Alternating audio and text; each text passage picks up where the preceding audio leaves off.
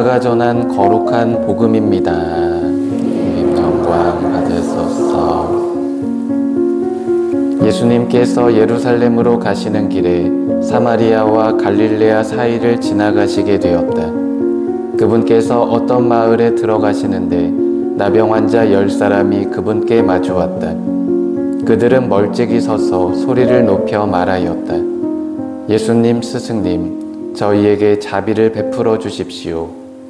예수님께서는 그들을 보시고 가서 사제들에게 너희 몸을 보여라 하고 이르셨다. 그들이 가는 동안에 몸이 깨끗해졌다.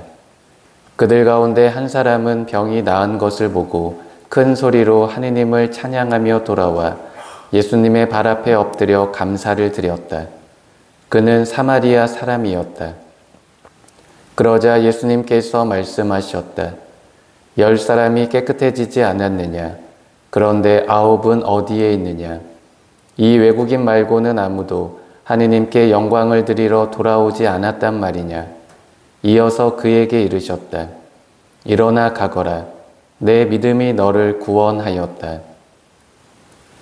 주님의 말씀입니다.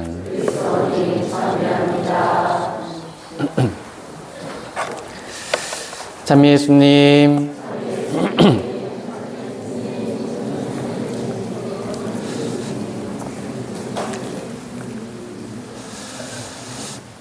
다들 살들이 좀 찌신 것 같기도 하고 또 가족들하고 또 싸우시느라 살이 좀 빠지신 것 같기도 하고 참 길고 긴 연휴였죠? 어떻게 행복하게 잘 보내신 것 같으세요? 지난주까지만 해도 야 정말 일주일 잘 쉬겠다 생각했는데 눈 깜빡할 사이에 연휴가 다 지나갔습니다. 그래가지고 이렇게 달력을 계속 찾아보니까 희망적인 게 하나 있어요. 2028년 추석이 지금처럼 길어요. 그래서 3년 더 사셔야 돼요. 3년 더 사셔가지고 또 기나긴 또 연휴가 또 우리를 기다리고 있으니까 또 이제는 또 그 연휴를 또 꿈꾸면서 또 우리가 하루하루 그래도 또 소중한 마음으로 또 행복한 마음으로 또 주님과 함께 또 이 소중한 시간들을 또 잘 이겨내고 또 잘 보낼 수 있는 또 우리 자신들이 되었으면 합니다. 사실 오늘 복음은 딱 그 말씀이죠. 화장실 갈 때 마음과 나올 때 마음이 다르다고. 사실은 10사람의 나병 환자가 자기 좀 치유해 주세요 라고 했지만 10사람 모두가 치유를 받았음에도 불구하고 하느님께 감사를 드렸던 사람은 한 사람밖에 없었습니다. 그만큼 우리가 사실 하느님의 많은 은총과 또 은혜를 받고 삶에도 불구하고 주님께 드리는 감사의 마음은 그만큼 적다라는 것도 우리가 생각해 볼 수 있겠지만 저는 그 부분보다는 조금 다른 측면에 대해서 오늘 여러분들과 묵상을 해보고 싶어요. 어떤 부분이냐면 예수님께서 그들을 보시고 가서 사제들에게 너희 몸을 보여라 하고 이르셨다라고 되어 있습니다. 즉 제 병 좀 고쳐주세요 라고 했더니 예수님이 가서 사제들에게 네 몸을 보여라. 그러면 우리가 생각할 때는 아, 내가 사제한테 가서 몸을 보이면 치유받을 수 있겠구나 라는 믿음이 들었겠죠.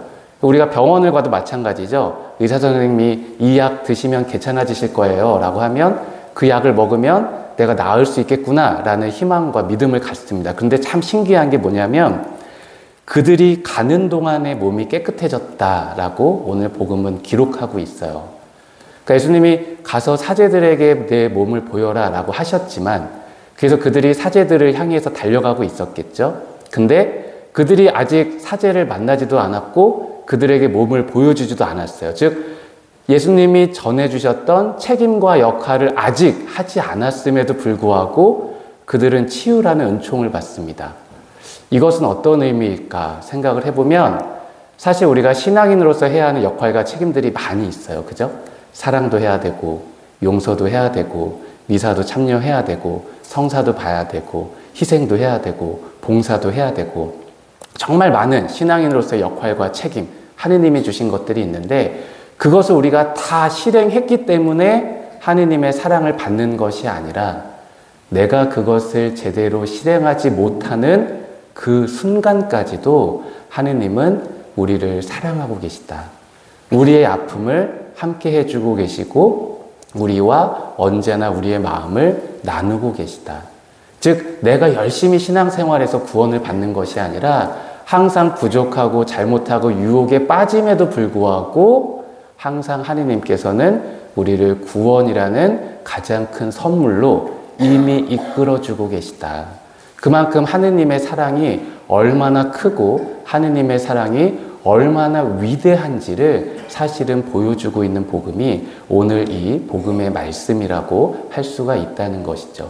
즉 그렇게 커다란 사랑을 받고 있음에도 불구하고 사실 우리가 하느님께 감사하는 마음은 단 10분의 1도 되지 않는다는 것. 어찌 보면 굉장히 현실적인 이야기도 오늘 복음은 우리에게 전하고 있습니다. 우리가 열심히 신앙생활하지만 우리는 완벽할 수 없어요. 노력하지만 그래도 완벽할 수 없습니다. 매일같이 내 자신을 반성한다 해도 완벽해질 수 없습니다. 이것은 뭐냐면 하느님께서 우리에게 명하시는 것은 완벽한 사람이 되라는 것이 아니라 부족함에도 불구하고 가서 사제들에게 내 몸을 보여라라고 했을 때 그들을 향해서 그래도 이들이 달려갔을 거 아니에요? 달려갔던 그 노력, 그 하나만으로도 이미 너희의 모든 것을 치유해 줄 정도의 가장 커다란 사랑을 우리에게 베풀어 주고 계시다. 바로 그것을 우리가 기억할 수 있을 때 사랑이 무엇인지, 참 사랑이 무엇인지를 우리가 느끼고 깨닫고 그 의미를 체험해 갈 수 있다는 것이죠. 여러분들 신앙생활 열심히 하시죠? 그래도 여기 미사 나오신 것만 해도 열심히 하시는 거예요. 근데 우리가 항상 완벽해요? 그렇지 않죠? 항상 지나고 나면 또 실수하고 또 실수하고 또 실수하잖아요. 그죠? 근데 걱정하지 말라는 거예요. 내가 좀 잘못한다고 해도 내가 그 역할과 책임을 다 못한다 해도 하느님의 사랑은 끊어지지 않는다. 그러니까 걱정하지 마라. 너희가 아무리 큰 죄를 져도 하느님은 항상 너희와 함께하고 있다. 그래서 너희가 사제들에게 도달하지 못한다 해도 이미 치유받았다. 바로 그 사랑. 그것을 우리가 느낄 수 있을 때 왜 예수님께서 저렇게 십자가의 큰 고통을 갖고 우리를 위해 돌아가셨는지 그 참 사랑의 의미를 알아갈 수 있다는 것이죠. 그러한 사랑을 받고 있는 만큼 우리 주변의 가족들 완벽한가요? 완벽하지 않습니다. 다 부족하죠? 그렇지만 부족한 상황 속에서도 우리는 그들을 충분히 사랑할 수 있는 마음도 하느님께서 심어주셨다는 것. 그것을 우리가 잃지 않고 그 마음을 잘 간직할 수 있을 때 결국 우리가 나를 미워했던 사람, 나를 힘들게 했던 사람, 나를 아프게 했던 사람, 그 모든 이들에게조차도 그래도 작은 사랑 하나 정도는 나누어 줄 수 있다는 것.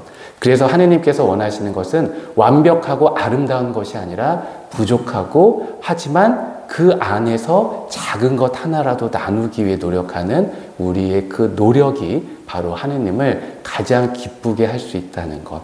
그것을 우리가 잘 기억하셨으면 좋을 것 같아요. 그래서 명절 지나고 지금 미운 가족들 있으시죠? 저도 미운 가족이 있어요, 지금. 그렇지만 그들도 우리가 사랑할 수 있다는 것. 그래도 품에 안을 수 있는 마음을 하느님이 이미 심어주셨다는 것. 그것을 잊지 말고 그래도 우리가 작은 사랑 하나라도 실천해 갈 수 있는 하루가 될 수 있도록.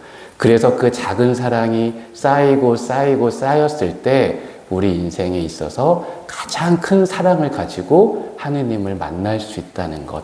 그 마음을 다시 한번 기억할 수 있는 우리 자신들이 되었으면 합니다. 그래서 오늘 복음 가서 사제들에게 너희 몸을 보여라 하고 이르셨다. 그렇지만 그들이 가는 동안에 이미 몸이 깨끗해졌다. 바로 이 말씀을 우리가 묵상하면서 하느님의 사랑을 다른 이들에게도 전할 수 있는 우리 자신들이 될 수 있도록 그러한 다짐을 다시금 해 나갈 수 있는 바로 소중한 오늘 이 시간이 되셨으면 좋겠습니다.